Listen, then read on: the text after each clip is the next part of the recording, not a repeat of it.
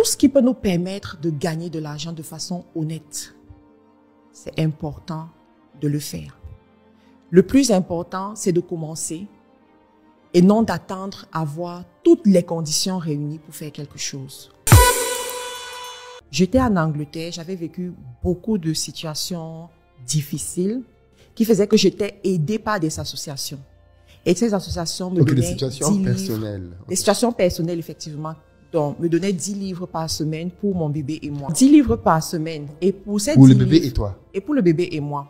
Dans ces 10 livres, je devais acheter les couches, je devais acheter à manger. À cette période, je mangeais les pâtes. Et je mangeais beaucoup de couscous gombo sans poisson. Ça, ce sont des choses extrêmement difficiles.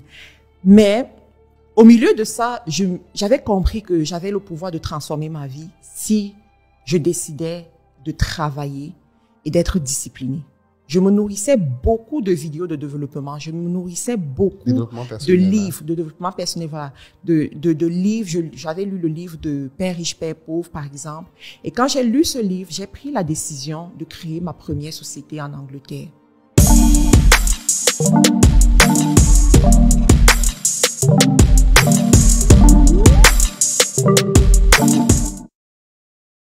Quand je crée ma première société, je ne sais même pas où la domiciliser. Tu as quel âge à ce moment-là? À ce moment, j'ai 24 ans.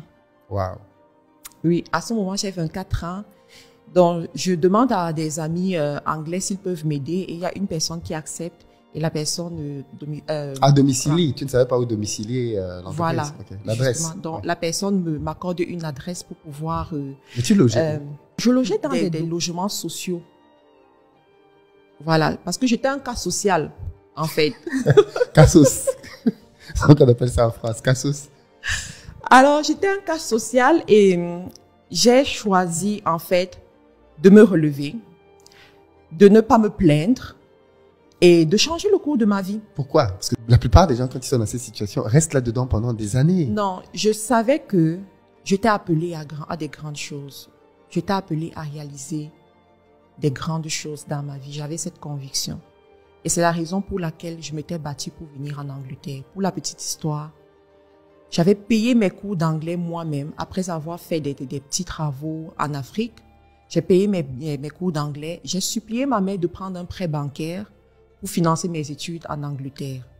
Et lorsque je suis arrivée en Angleterre, j'avais pour objectif de faire une formation en oil and gas. Pétrole voilà. Gaz, ouais. Malheureusement, ça s'est pas bien passé. Et je me suis retrouvée dans trop de problèmes.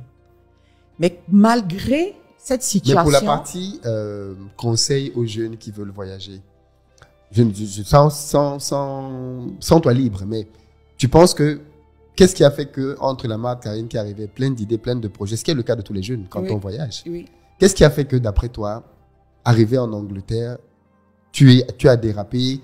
Enfin, d'après toi, c'est quoi? C'est les compagnies, c'est les amitiés? Qu'est-ce qui a fait qu'au final, je pense que c'était le manque de connaissances. Ok. Je considérais l'étranger comme l'Eldorado.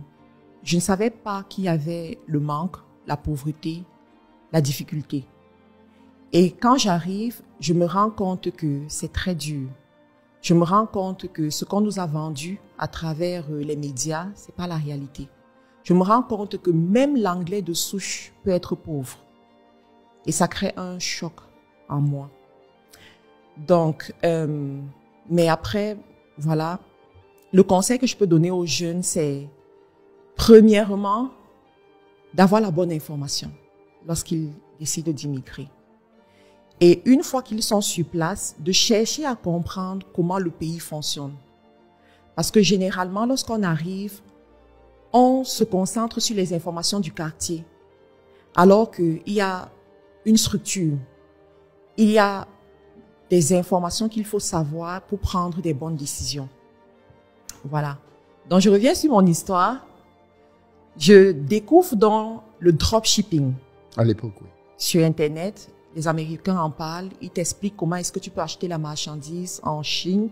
Du moins, contacter un fournisseur en Chine et trouver un client. Le client fait le paiement et le fournisseur expédie la marchandise.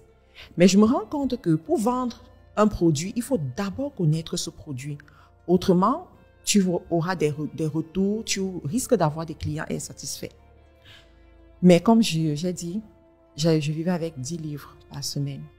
Alors, je décide de retrousser mes manches et d'aller garder les bébés. Les bébés des autres femmes qui avaient un travail séculier, qui sortaient tous les matins.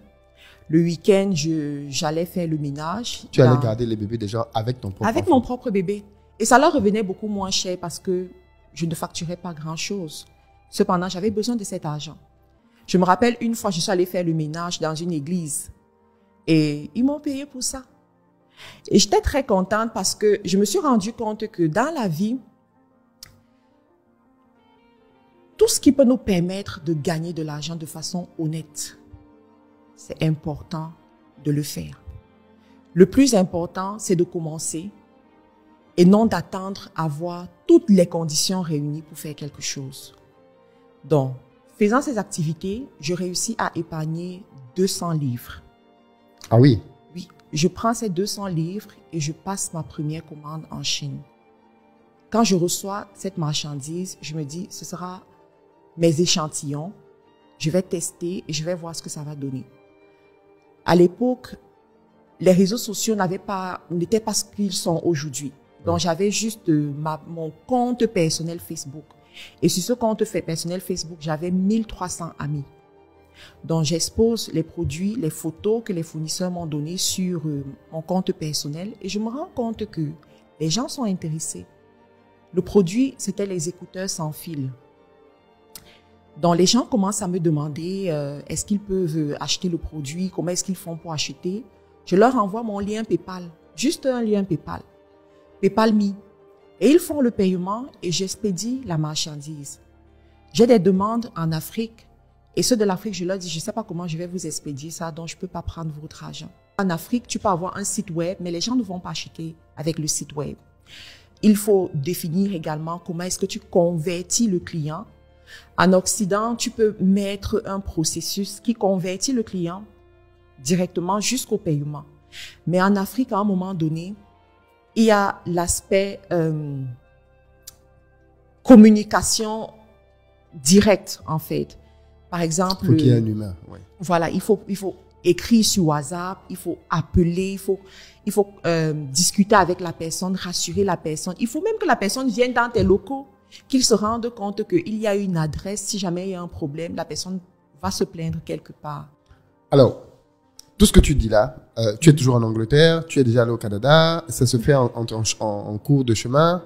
Alors, entre-temps, j'ai dû déménager pour le Canada. Lorsque je me suis mariée, j'ai dû déménager pour le Canada. Ah, donc entre-temps, tu rencontres ton mari alors? En Non, Angleterre, au Canada?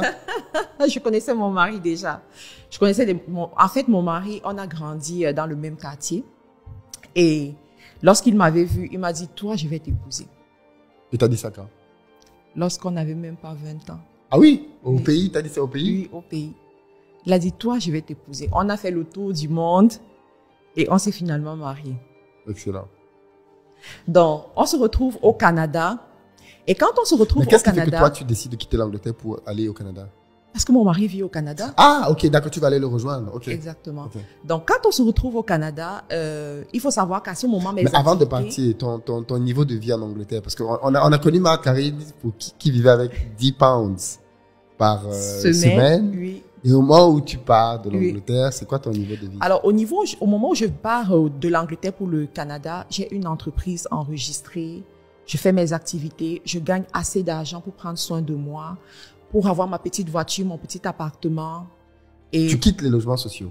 Oui, j'avais déjà quitté les logements sociaux, j'avais mon appartement. J'étais bien, quoi. J'étais déjà bien. On pouvait voir que la vie change. Et quand j'arrive au Canada, comme tout mari, mon mari me dit, je sais pas si on va dire comme tout mari, toujours est-il qu'il me dit, écoute, l'entrepreneuriat n'est pas linéaire. Il y a beaucoup d'embûches et nous devons bâtir une famille. Il nous faut des revenus stables. Je propose que tu ailles chercher un emploi qui va te permettre d'avoir des revenus stables pour qu'on puisse quand même mettre sur pied les fondations. Sauf que moi, j'avais déjà goûté à l'argent. C'est ça. Il avait déjà goûté à cette vie-là. Ouais. Et je lui dis, non, je pense pas que je vais le faire. Je suis pas prête à écrire un CV maintenant. Ce que je propose, c'est de créer une entreprise ici au Canada et de me donner un temps que je fasse mes preuves. Et effectivement, il me donne 6 mois. Il me dit, voilà, je te donne 6 mois et je vais avoir tel résultat en 6 mois. Je lui dis, ne t'inquiète pas. Ça, c'est un défi. Et je relève le défi en moins de 3 mois. Lorsqu'il se rend compte de ce que ça représente et de l'engouement aussi que j'ai, il commence à m'observer de près. Il se rend compte que je travaille beaucoup et que ça apporte du fruit. Je me rends aussi compte que tous les soirs, quand il revient du travail, il veut m'aider. Il se pose des questions. Qu'est-ce qui s'est passé en journée? Est-ce qu'il y a un PowerPoint? Est-ce qu'il y a des visuels à faire? Non, attends. Millions de livres sterling. Millions de livres sterling? Parce que moi, je facture mes produits, mes services en livres sterling.